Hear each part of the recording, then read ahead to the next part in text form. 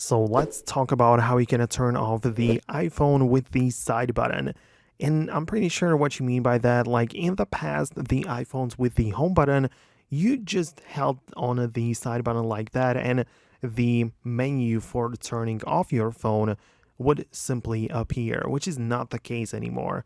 Right now the side button is used to activate Siri, most likely. So in order to get to the turn off screen, you have to hold down on both the side button as well as volume down button on the other side. So at the same time, hold on to it like that, and the power off screen appears as you are used to. You can just slide to power off, and the phone will turn off. So that's how it works now.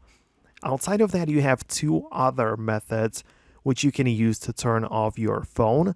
First of all, in your control center, in the top right corner, you have the off button, which you can hold down onto, and again, the very same slider will appear. So again, pretty useful.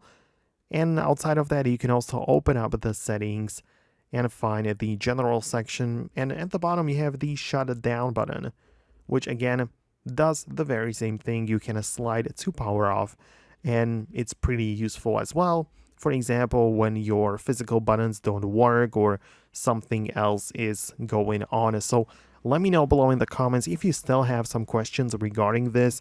Most definitely let me know about anything. Thanks a lot, and I'll catch you in the future uploads.